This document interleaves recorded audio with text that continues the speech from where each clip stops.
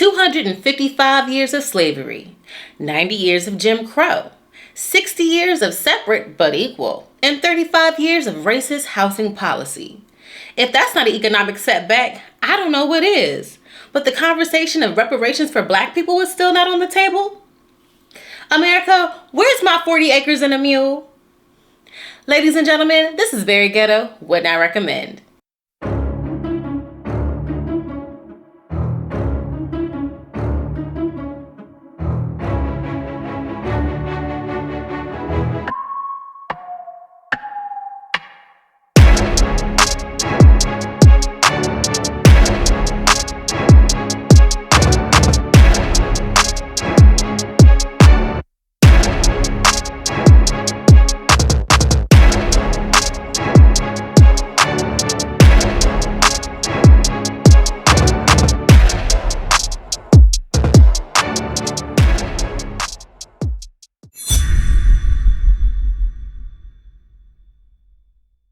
What's up, y'all, and happy Black History Month, and welcome back to another episode of Very Ghetto, Would Not Recommend. I'm your girl, Court, your fairy hood mother, and the host of this epic show. Today is a bittersweet day because it's our season finale. No matter if you're throwing more shade than a palm tree or giving us big ups, let us know what you think about the show in the comment section below. Thank you so much for allowing me to pop my shit during my birthday month. It's no better feeling than that. Creating this show is nothing that I take for granted. And for those of you who have aspirations and dreams of doing something out of your comfort zone, let this be a sign to get started, because that's what I did. I appreciate everybody who's been rocking with me thus far. And don't worry, there will be more, because I'm a lot. And come on, I'm a lot. Yeah. So boom, I hope you guys are still celebrating the contributions of the Black community as I am, because it's time for a Black History Moment. I have a dream. One day, Today, we celebrate and uplift a pioneering Black educator, Dr. Mary McLeod Bethune. In 1904, Dr. Bethune started the Daytona Literacy and Training Institute for Black Girls. Her first students were 5 little Black girls and her 5-year-old son. 2 years later, her enrollment grew to 250 students. In 1923, Dr. Bethune merged her institute with the Cookman Institute, forming Bethune-Cookman College. Not only was she a Black educator, she was also a philanthropist, a humanitarian, a civil rights activist, and a feminist. She was known as the First Lady of Negro America and the First Lady of the Struggle. Later in her career, she went on to advise President Franklin Roosevelt and President Harry S. Truman. Dr. Bethune, thank you so much for paving the path of excellence and reinforcing that Black women can do anything. Alright, y'all, it's time to switch gears. For the final time this season, it's time for a mental health check-in.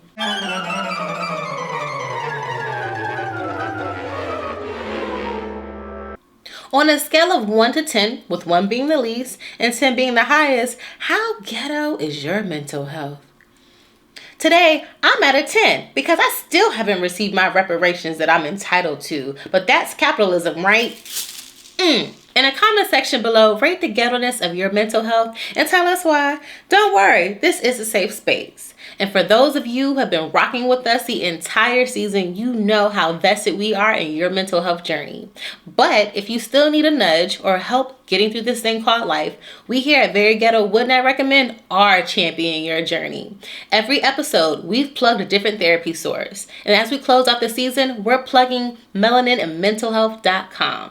Melanin and Mental Health want to change the face of therapy on both sides of the couch. That means getting more Black and Latinx clinicians in the therapist chair while encouraging our communities to seek mental health support.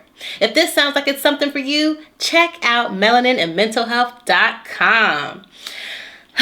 All right, y'all, for the last time this season, it's time for our scheduled ghetto-ness.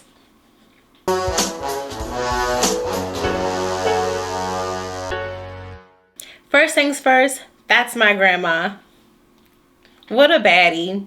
I know she hasn't been here every episode, but she's been here in spirit.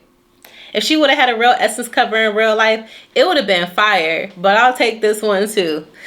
Second thing is, the data that I used to open the show with came from an article written by Tanisha Coates in The Atlantic called The Case of Reparations. Thank you, girl, for writing that beautiful piece and giving me the data to start this show with.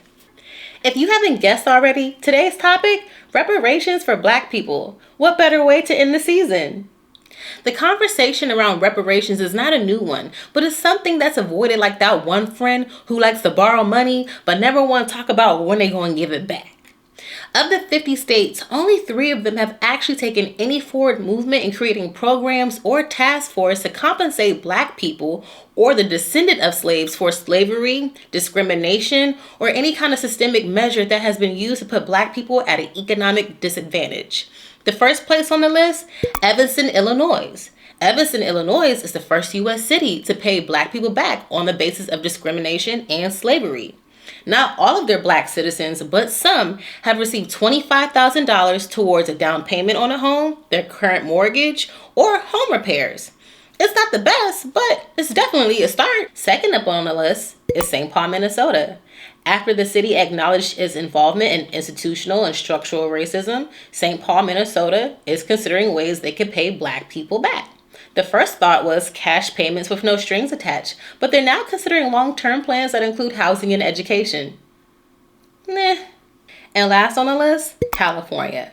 At a state level, California has implemented a task force determined to find recommendations for reparations based on the state's involvement in slavery and other disenfranchising practices that have harmed Black people.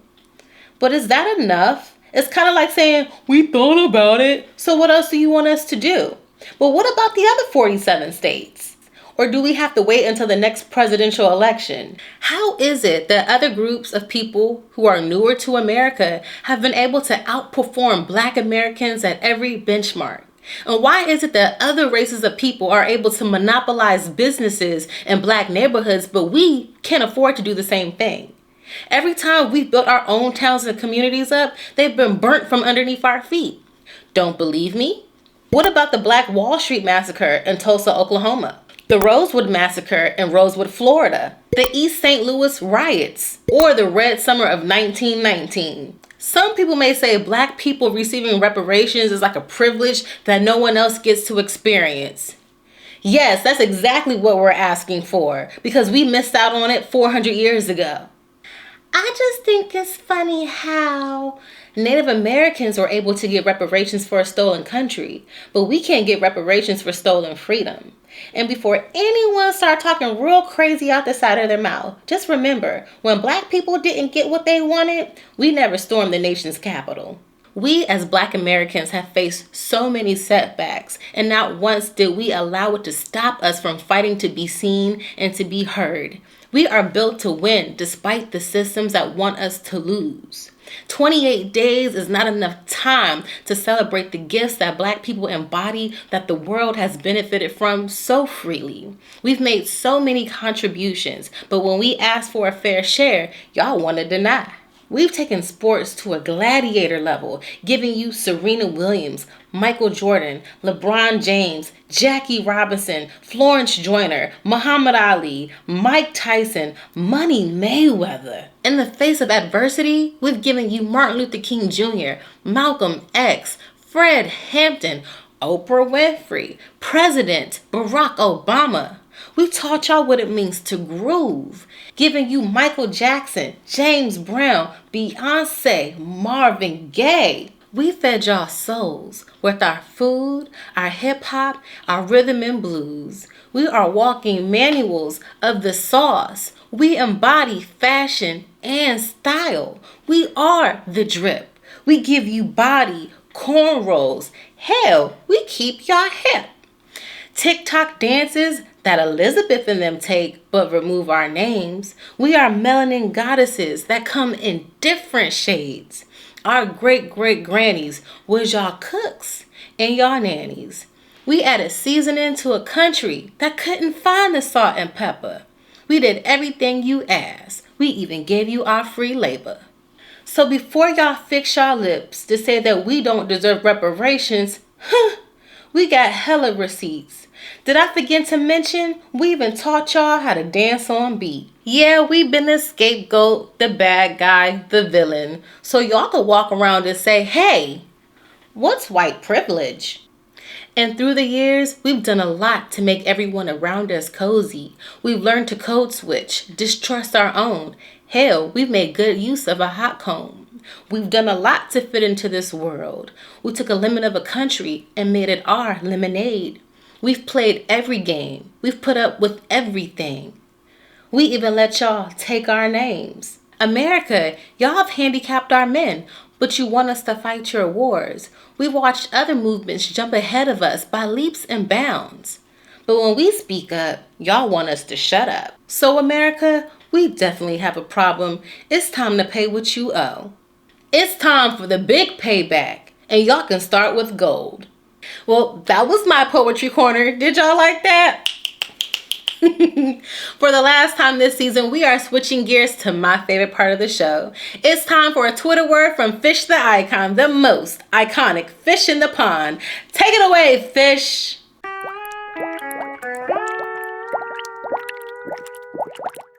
July 12th.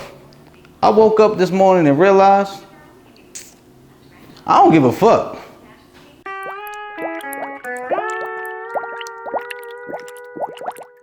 I see why he's the most iconic fish in the pond. Thanks, Fish. I just had the Holy Ghost come upon me, and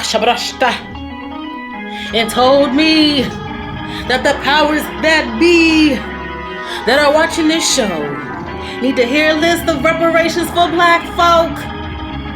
So I've come up with one.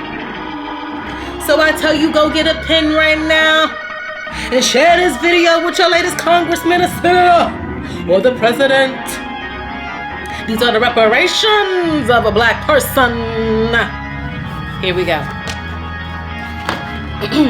Number 1, wipe out our personal and student debt because we were not taught financial literacy, and the education I received became dated once I graduated.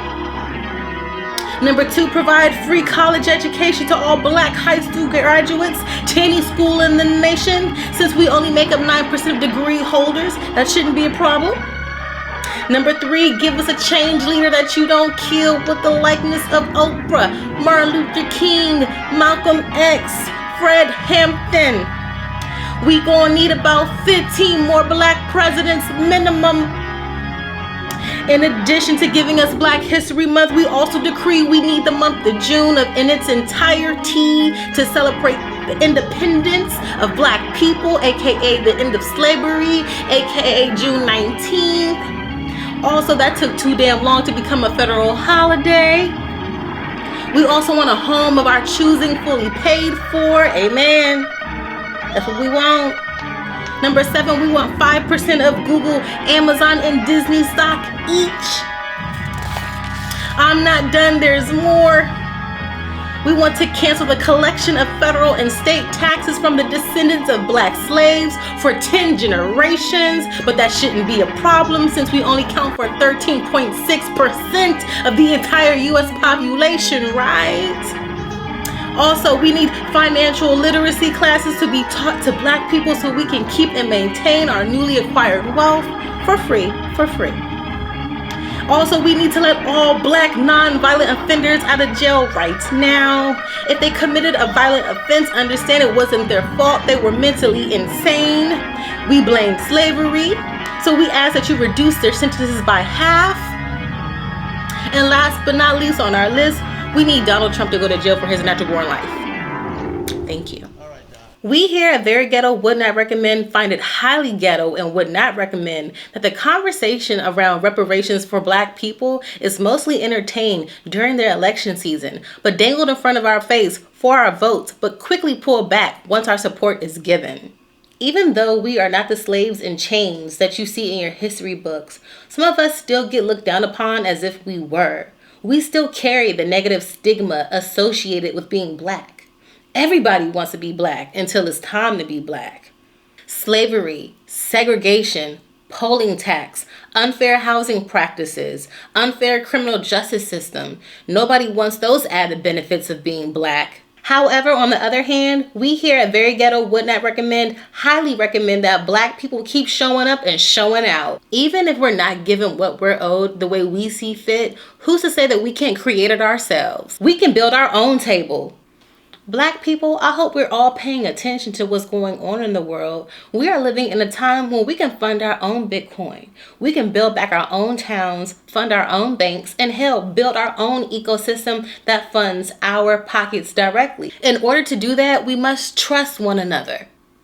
Thank you, former Alderman Robin Rue Simmons, for leading the charge in Evanston, Illinois, and being a Black woman with a plan. If it wasn't for you, a lot of us would not see what it looks like to have a plan to get reparations to give back to our people. I know the $25,000 towards a home is just a starting point, and we deserve more, but sis, you're making waves. So thank you. And to Senator Mitch McConnell, we still want our reparations. Who gives a damn if our inflictions happened over 150 years ago? Your words, not mine. And as the season wraps, I leave y'all with this.